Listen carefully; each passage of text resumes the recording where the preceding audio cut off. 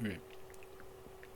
Welcome back to My Hero Academia Anime Review Episode 101. New chapter of the manga again. This is reviewing chapter 335, Zygotes. The cover image is All Might holding an egg. Yep, that is the lid of the cover image.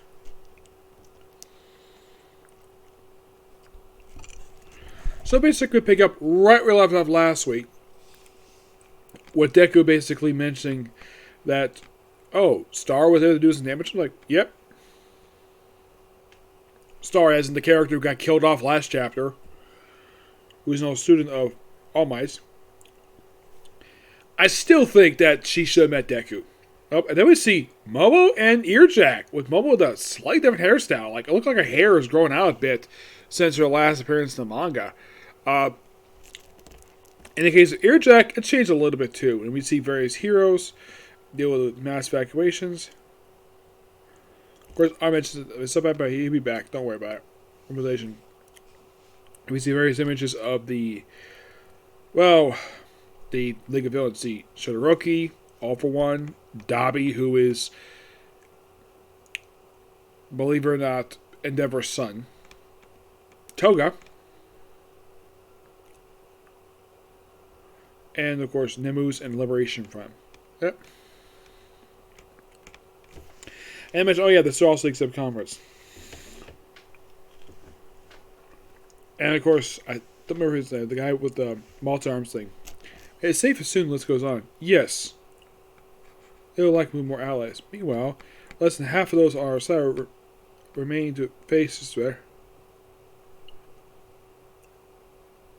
Hey. And talking about obviously dying in line of duty. You'll protect anything you hold dear. And here you ask you to fortify yourself using the extension given. And of course, Bakugo's like, "Are way ahead of you." And All Might's like, "What?" And then we see Ochaku and Ingenium. It's like, in case you haven't noticed, because you did left school, All Might.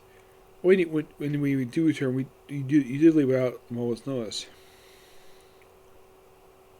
Of course, he's facing with the Pussycats.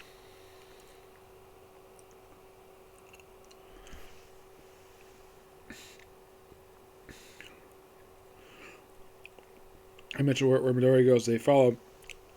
I also like Pinky. Look like he's not wearing a shirt. Excuse me, for some reason. Excuse me, no explain reason for that. And like, oh yeah, they read the Sparrow, and of course back then comes to Bakugo and the others scream chin with him. He's one for all. Huh? I never said that. I did some prison breaker rip out years ago. Eugene. That's how I catch my much punch. Hip. Everyone's like preparing for it. Preparing for the big battle. And apparently Zaga's mainly a bird's hatch that day. Of course, all preparing for what happens next. Is the force of a mighty force behold? No, that all one. And then we cut to Todoroki, where apparently he's at All for One's headquarters. And it's like, not worried about my other self. All be well. Your core factors will always simply warrant where it faces you. And she's like, kill, hate them all.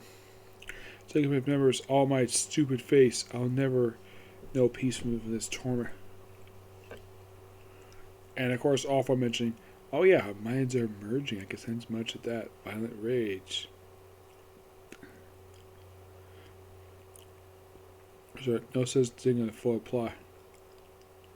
Of course, Dabi is leaning against some boxes.